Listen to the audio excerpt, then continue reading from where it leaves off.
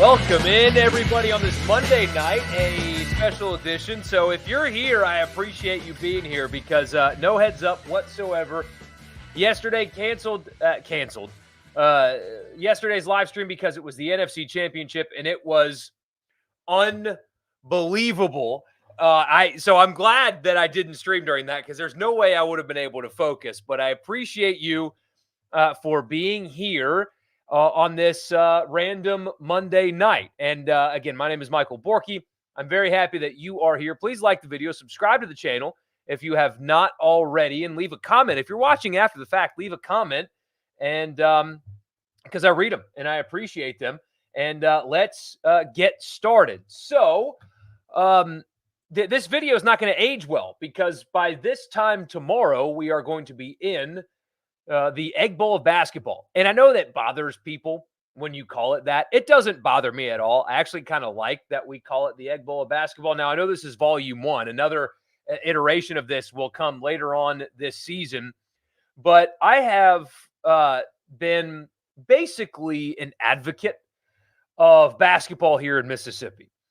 It is it's something that I talk about a lot. I plead for meaningful basketball. I talk about how much fun it is. I hype up the Pelicans, even though that really falls on deaf ears around here. But like I've literally got their game cast going right now, so I can see that while I'm talking to you guys. I love college basketball. I love meaningful basketball. I love the NBA. It's possibly my favorite sport to watch live regularly anyway. Hockey's actually my favorite sport to watch live. But anyway, I love basketball, and I love meaningful basketball. I love talking about it. I love watching it. I love the environments in the games. It does something for me as a sports fan. I love it. And so it has been a long time in the state of Mississippi where both teams going into the Egg Bowl of basketball have had real stakes on the game. Now, look, I know Mississippi State made the tournament last year, but again, I'm talking both teams. And we kind of workshopped this idea this morning, and it's been probably since 2019 where you had both teams with meaning in this game the way that these two do coming up tomorrow night. Both teams, if the tournament started today, would make the tournament. Both teams are coming off of huge wins. Mississippi State over Auburn at home, Ole Miss at Texas A&M. Both teams have legitimate chances to make the tournament. Both teams are playing well. Both fan bases are locked in and engaged. I mean, even both teams have a undersized guard that can, just really light up the scoreboard. And that matchup's going to be so much fun. I'm so happy that this is something that we get to have twice this season. We get it tomorrow. We get it again in Starkville coming up later on in the year. But it truly warms my heart as a sports fan and as somebody that gets to cover the teams here in Mississippi on a daily basis, that tomorrow we have a game and a basketball Egg Bowl that matters like this one matters. That's going to have an environment like this one is going to have tomorrow. It's just everything that I've wanted for so long, and it's here. So a couple of things that I'm looking for in this game, and then we'll leave it up to you guys for the next 15, 20 minutes or so. The first thing is the matchup with Tolu Smith and Musa Cisse, I believe, is going to draw the majority of the minutes for Ole Miss tomorrow night with the matchup against Tolu, because and I could be wrong because I am wrong often. I don't think this is a great matchup for Jamarian Sharp. I think that Musa Cisse is going to have to play the most for Ole Miss against Smith because I think physically he is a much more formidable opponent to Smith than Sharp is. Now, Sharp is really long and he's a great shot blocker, but physically I don't think can really match Smith's physicality on the block. So that's going to be a huge matchup to watch. Is one, how healthy is Cisse? Got hurt in the A&M game, came back in the game, but I would love to know how he felt yesterday.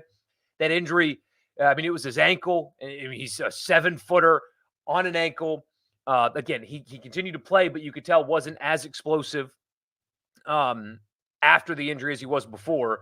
But that is a matchup that I'm going to love to watch and that you guys should be really looking forward to seeing. Two very experienced big men. Now, Cisse doesn't give Ole Miss much on the offensive end the way Smith does, nor does Sharp. Ole Miss's scoring comes from not the bigs, whereas he is Mississippi State's most reliable scorer anyway. But those two guys going at it's going to be a lot of fun to watch tomorrow night. That is, in my opinion, the matchup of the game is can Smith have offensive success against a really quality defender in Cisse, and can Cisse match up with and stop and limit a really quality big on the other side with Smith. And then the two guards. The other matchup I'm looking for is the two guards and how Ole Miss and Mississippi State approach defending Juju Murray, Jalen Murray, and Josh Hubbard. So I don't think, and I could be wrong, but I don't think Ole Miss is going to have Murray guard Hubbard because I know that Mississippi State had contributions from other guys against Auburn. However, right now, Mississippi State only has two reliable scorers, and it's Hubbard and it's Smith. So I think if you're Ole Miss, putting your biggest defensive liability, now it's not for a lack of effort. It's just that, the size is just not there to be a high-quality defender with Murray. He does impact, he gets into passing lanes and stuff like that. He plays really hard, but, size is to his detriment.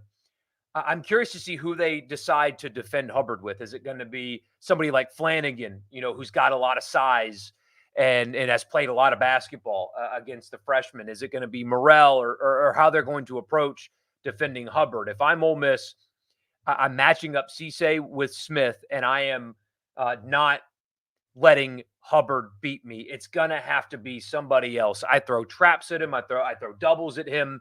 I pick him up. Even if it's loose in full court, I really try to make Hubbard uncomfortable on the road and dare somebody else to beat me. Because, look, if it's one of the other guys, sure, tip your hat, whatever.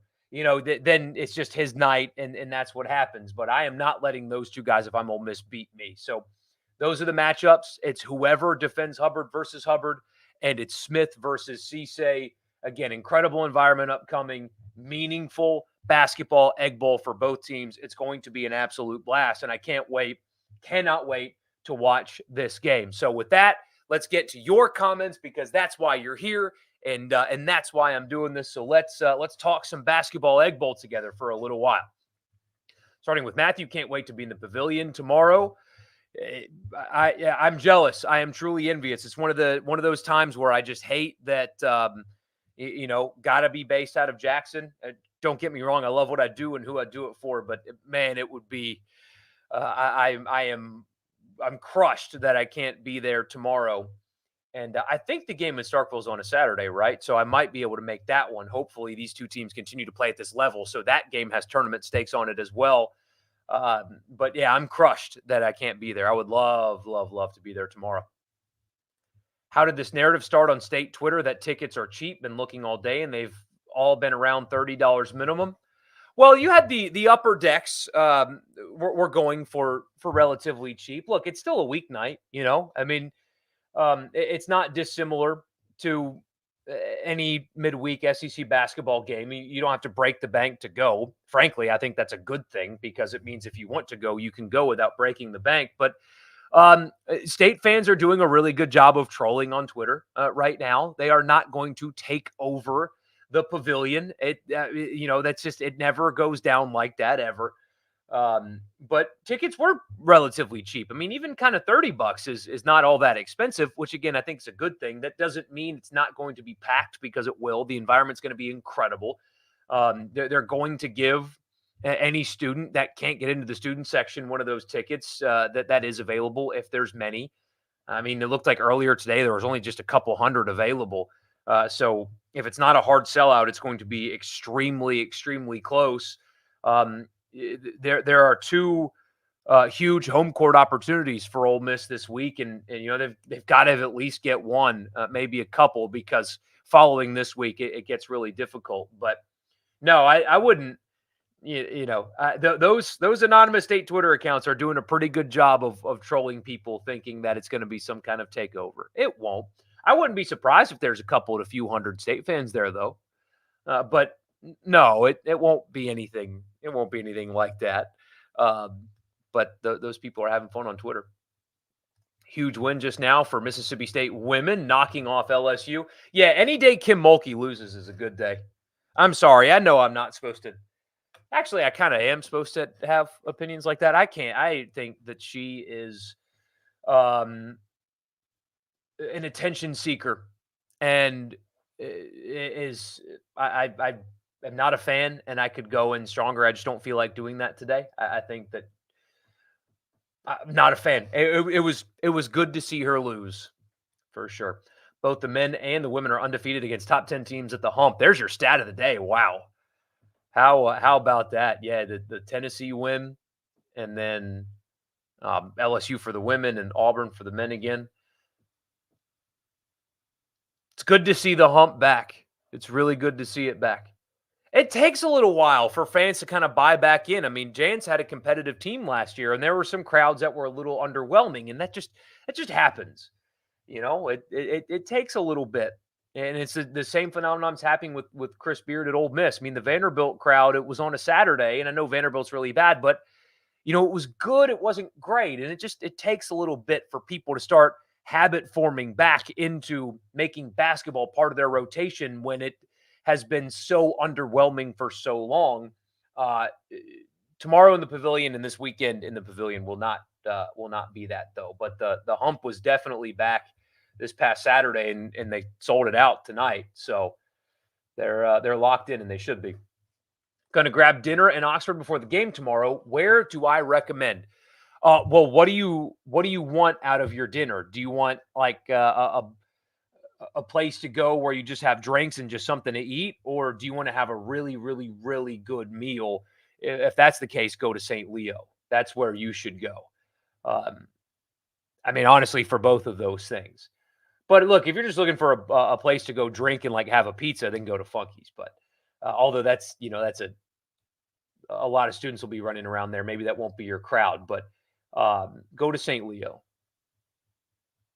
It's not the cheapest meal you'll ever have, for sure, but I think it'll be the best one. You were wrong about both Ole Miss and State Saturday. Hey, well, welcome to the club, brother. Being wrong is okay. Being wrong is okay. It happens. It's sports. They maybe both could make it in the tournament. Yeah, especially with State's metrics. They're certainly going to help them.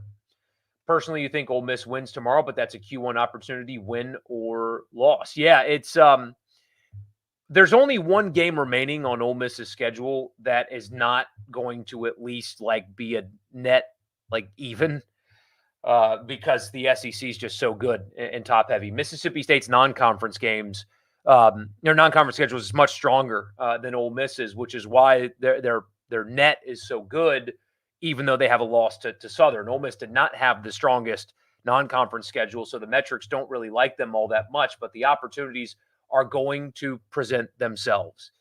They just have to take care of business. I think if they get to 10 wins in the SEC, there's no way they're getting left out of the tournament. I think Mississippi State could get in with 9. There are some, State fans that are talking about,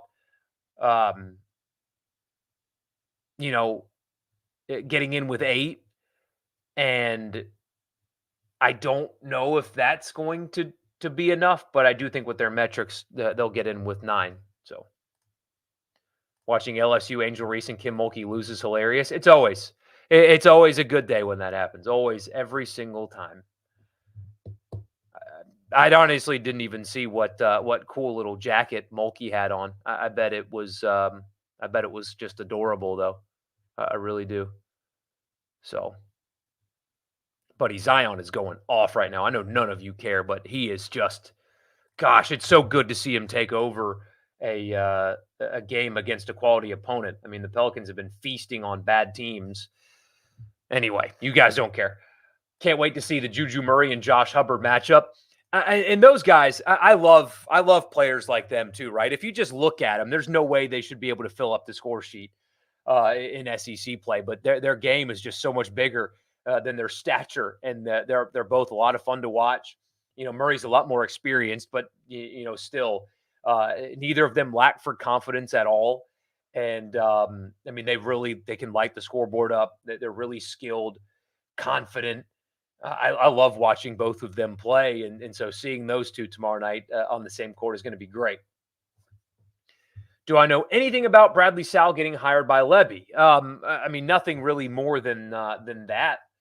But I've seen some conversation, and we even had somebody text into the radio show about how he was a loser for taking a job at Mississippi State, and there's been conversation about how it damages the way Ole Miss people should think about him and his legacy and stuff like that. And I may not be the best guy to be able to talk about this, but he played at Ole Miss and played really well.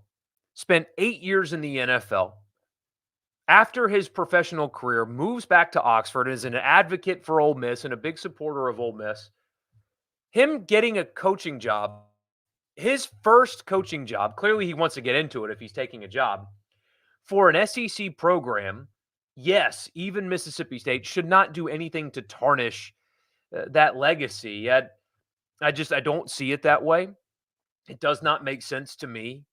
I mean, the only way it would be a problem is if he was presented the opportunity at Ole Miss and turned it down to go to State, I suppose. But man, if you wanted to get into coaching and if Jeff Levy gives you the opportunity to get into coaching, then you need to take that opportunity. Your career and advancing your career should transcend, your loyalty to your alma mater. If this is your shot to get into it, especially in the SEC, then you got to take that shot. I do not agree with any of the pushback at all. It does not. It should not change his standing among Ole Miss people and his legacy at the school at all. If you want to get into coaching, you got to go coach. When given the opportunity, you can't turn them down because of rivalry feelings. That's doing yourself and your career a disservice. You're curious how full the arena is and what the percentage of State versus Ole Miss fans is. Prices have gone up in the last day or so. Glad you got your ticket last week. I mean, it'll be 85-15 maybe, and that might even be. It's not going to be. I don't think. I mean, I guess I could be wrong, I suppose, but the concept of a takeover just is not realistic, and to me. It'll be very close to full. If not a hard sellout, it'll be extremely close. 9,000 plus, I would guess, would be in there. Good bit of State fans, of course. Wouldn't be surprised if we get a split in the matchup. Usually happens every year. Yeah, it's just so freaking hard to win on the road. It's just so hard, So no, a split wouldn't surprise me in the least bit. Frankly, if you made me bet right now, I would bet Ole Miss wins tomorrow, and I would bet Mississippi State wins in Starkville. If you asked me to put money on it, that's what I would pick. And yes, I do think that the pavilion thing is being overblown by people that are having fun on Twitter. Cut you off guard with the Monday night stream. Yeah, don't get used to it. I couldn't not watch the NFC Championship, but I'm glad you're here. The Pavilion has a chance to have a very hostile environment tomorrow night. This is why Keith Carter hired Chris Beard for big rivalry games like this. Yeah, and Hubbard's going to hear about it. This is interesting. He's he's a confident young player. He does not lack for confidence, but he is going to catch a different kind of hell than what he's gotten so far in his college career. Apparently, the Ole Miss students are very well aware that he was once committed to Ole Miss and signed with Ole Miss. And after Kermit got fired, reopened his recruitment and went to Mississippi State. And Chris Jans talked about that. And, he's gonna understand what he's walking into. But he's going to get the loser treatment. I don't remember his name, but the white guy for Arkansas got booed every touch. I don't know why, but he did. And Hubbard's going to get that treatment tomorrow. So, if they don't turn away students, they will not turn away students as long as there are tickets available. They will give them anything left over. If there's a student that can't get into the student section, they will just hand them a leftover ticket if there are any left over. And yeah, fans don't travel well in this rivalry in any sport. No, they just don't. Happy EBOB Eve, Egg Bowl of basketball. Yeah. Yes, it is me. It is me on a Monday. I'm glad you're here, Memphis Rebel. Good to see you, man. If Ole Miss wins tomorrow, you wonder if the Saturday game versus Auburn will push for the largest crowd the Pavilion has ever had. If Ole Miss wins tomorrow, Saturday will be the largest crowd in the history of the Pavilion. Yes, I think you can guarantee that. Auburn is bringing road fans to games. That fan base is completely bought in to basketball. To their credit, they are completely and totally bought in to basketball, and you love to see it. I absolutely love to see that. And so Auburn will bring people, but yeah, I do think if Ole Miss wins tomorrow, you'll break a record on Saturday. State needs men's and women's basketball to do well for fan morale. Football and baseball have been very subpar. Yep, absolutely. Although as we get closer to baseball season, I'm feeling some optimism around both fan bases about their baseball team, and you're going to hear it from me over and over again until the season starts, and likely a few weeks into the season. I am in wait and see mode when it comes to baseball around here. I will not look at the opening weekend and talk about how great everything is and the teams are back. I'm just not going to do that. I need to see many games before we start talking about anything resembling they're back. But I am sensing some optimism among the fan bases, and that's the beauty of being a fan is your team hasn't lost a game yet, right? So you should be optimistic right now. Tico's from Jackson is opening across the street from St. Leo's around Valentine's Day. Are they really? That's cool. I like Tico's. I like Tico's a lot, especially if you're there to have a bourbon too with your steak, buddy. They know how to help you. You think Ole Miss's three-point shooting versus State's three-point defense will be the key in that game because both teams are good at that. Yes, Mississippi State is going to try to slow the game down and kind of make it a physical rock fight. That's their identity. It's what they are really good at. They were able to get Auburn to do that. I mean, they brought Auburn down to their pace and their style of play. And of course, they beat Auburn at that. And I was surprised that they were able to do that. Not that State's not a good team. That's not what I'm saying. They are very much a good basketball team. They are. But Auburn is so elite and deep, and they share the basketball and efficient and all that. And State was able to kind of force them into bad shots and brought them down to that physical, slow pace, and State will beat you in that. So, yeah, Ole Miss has been really good at shooting the three, and they're going to have to be really good tomorrow if they're going to want to win. Will the SEC bump their conference basketball games up to 20 with Oklahoma and Texas? I don't think so. I do not think so. I could be wrong, but I don't think so. But don't hold me to that because I'm not entirely sure that is actually accurate.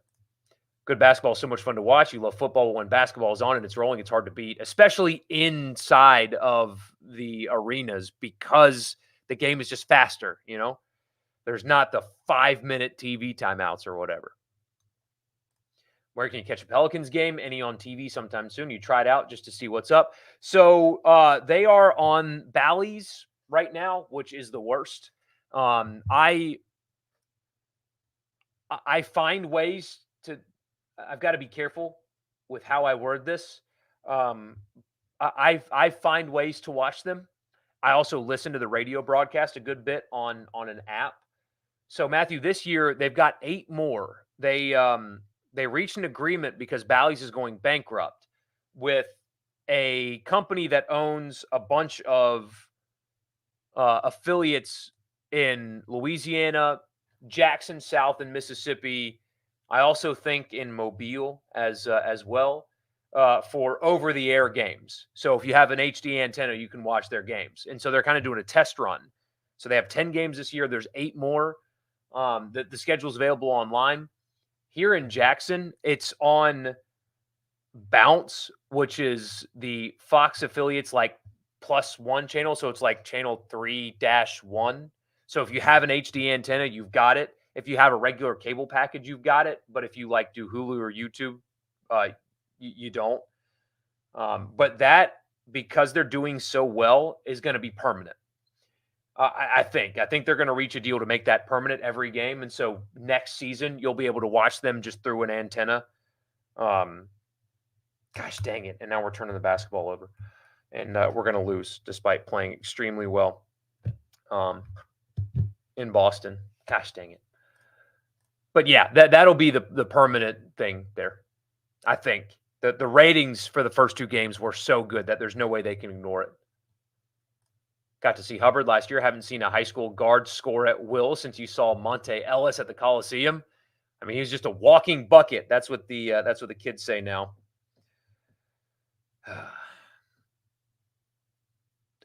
It's crazy about Super Bowl tickets. Just crazy. Yeah, many thousands of dollars. Take out a second mortgage if you want to go.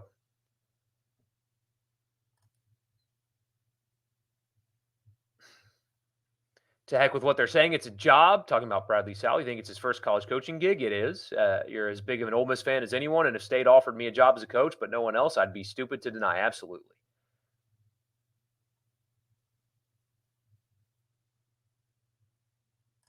You're sure Hubbard will not get a warm welcome tomorrow, but if you told an Ole Miss fan you could either keep his commitment and suck or start fresh like they have, they chose the latter every time. Oh, absolutely. Absolutely. But I understand the decision he made. Look, he committed to Kermit, and Kermit was fired, and so I certainly don't blame him for opening his recruitment back up and going to Mississippi State. That's, James is obviously very good. He's now starting as a freshman, having a really good year. So seems like everybody feels like they kind of won in that. State won because they got Hubbard, and Ole Miss won because they got to fire Kermit, And then we're turning the basketball over. Oh my God, we're imploding. We're imploding. One thing on the NFC title, you disagreed with the decision to go for it on 4th and 3 up 24-10 before the play happened, and your rationale for why Campbell could have held off is he kicked a field goal at the 2. Yes, but the reason why I don't hate it, in fact, I like it, is one, which is kind of like a side point, it's what got you there. Being aggressive, and that's ball game now. Gosh.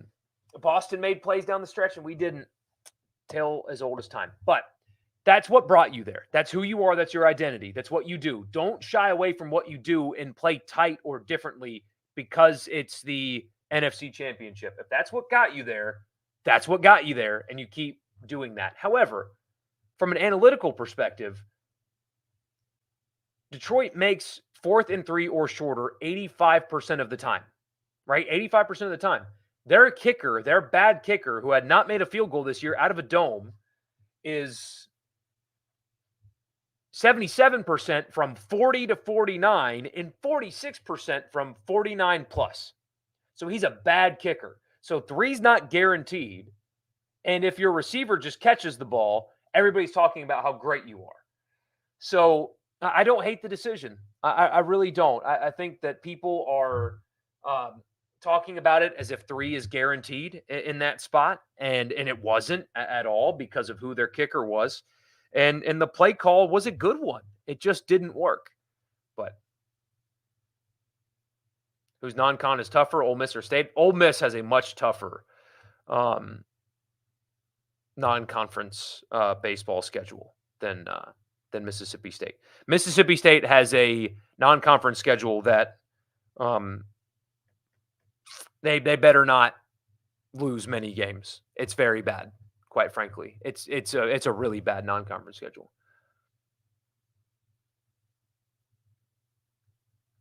Just now joining, expect us to win both games this week in basketball. 2-0, 1-1, or 0-2. You think Ole Miss, of course, beat State, but don't see them beating Auburn. Auburn's a tough matchup for Ole Miss.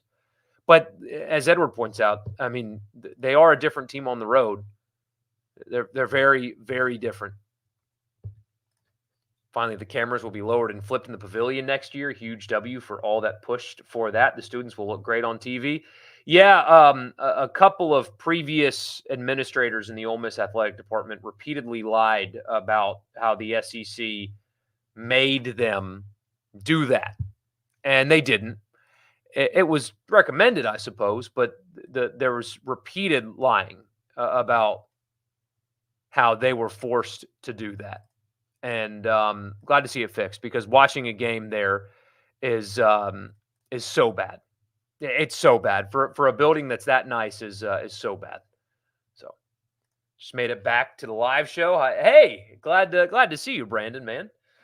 Yeah, this is a Monday special since I skipped yesterday because of the NFC Championship, but glad you're here.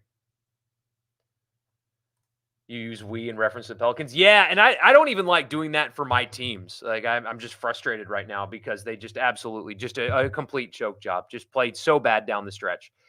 But that's what they do, and it just frustrates the hell out of me. This team is so much better than this.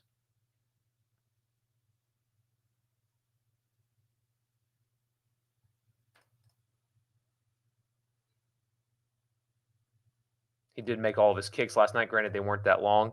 Yeah, I get both sides. I truly do. Um, I get people saying that they should have kicked the field goal there. I just disagree with the 3 is automatic thing because it's not. It's just simply not automatic at all, especially with that kicker. And the play call was good. Just the execution was poor. Going to be hostile in the pavilion. It needs to be. It needs to be because State's good and they're physical and they're athletic and Tolu can really play and Hubbard can really fill it up and they have guys that play really good defense and they're athletic and it's I can't wait. I cannot wait. So anyway, I appreciate you guys. We'll actually what we're gonna do tomorrow is I think we'll go live post game. I think that's what we're gonna do. Is we'll go live post game tomorrow and react to it together. I know it'll be late. It'll be like around 10 o'clock, but that's what we're gonna do. So I'll see you then because I don't know if like watching live is still something that I'm ready to do yet. I mean, like like trying to keep people entertained for 2.5 hours seems like a lot. So we'll do post game live. So I'll see you tomorrow after the game. You guys be good, and I'll talk to you then.